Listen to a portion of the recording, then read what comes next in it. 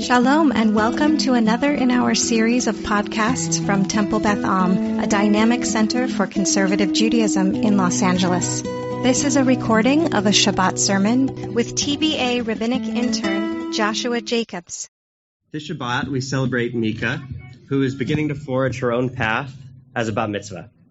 It's a very exciting time in life because if you're seen as an adult in the eyes of the tradition, then you get to start deciding who you want to be, which is a question that we never stop asking ourselves, no matter how far along on that journey we might be.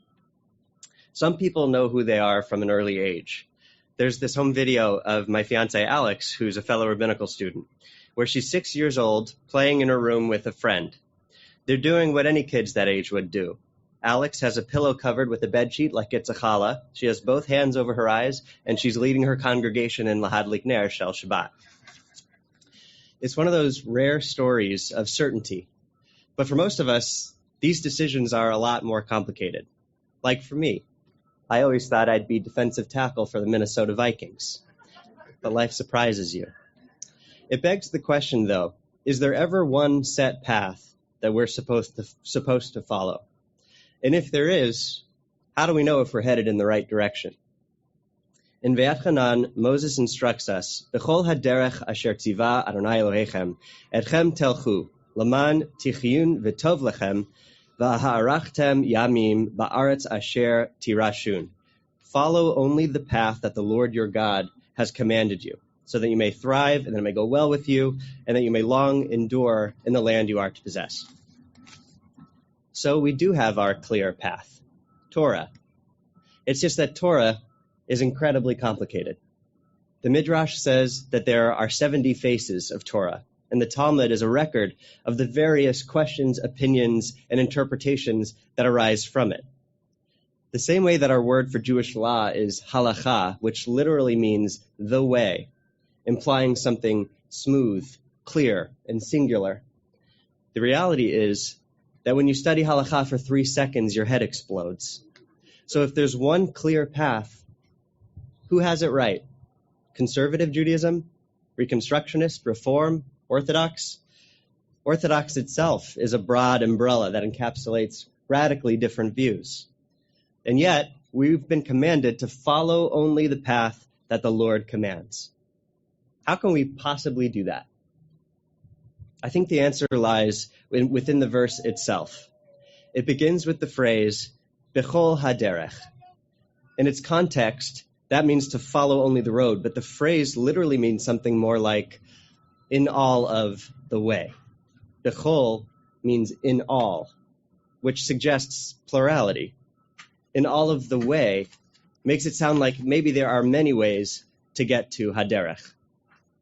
Read like that, it's possible Moses is saying that it's the genuine pursuit of Torah that matters.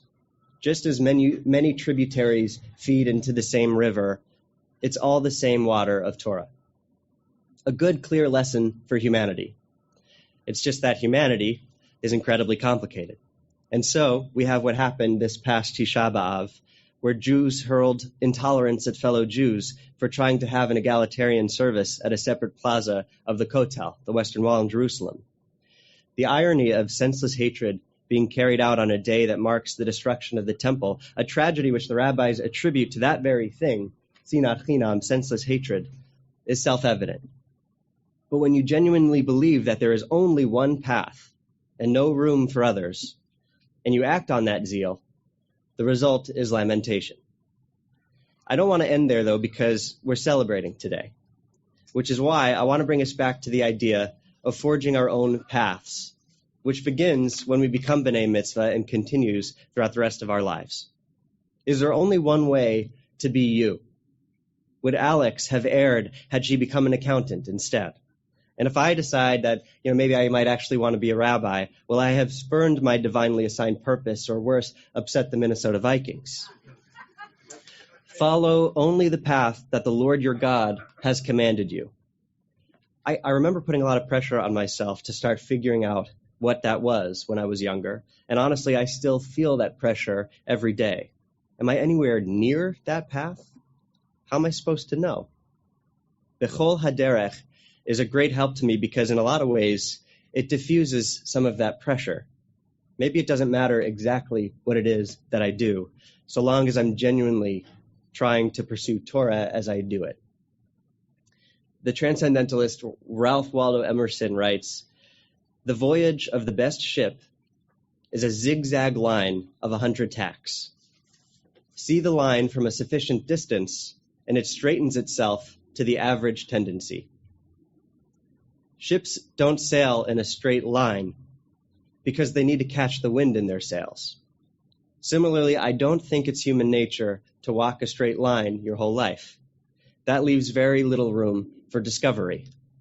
But if we allow ourselves to define and then redefine who we are as we grow, zigzagging this direction and then filling our sails with a wind of inspiration that carries us in that direction, what's left when you zoom out is, funny enough, a straight line of your average tendency, your own personal halakha, or path.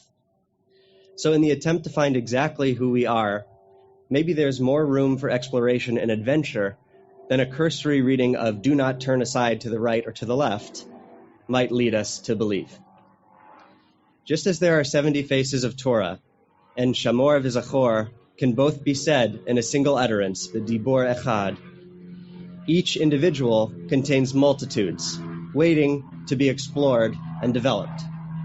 Instead of seeking to define ourselves by that one thing that we are meant to do, maybe there is value in recognizing the many paths toward God that exist in the world, the many paths toward self, the zigzag line that reveals who we are.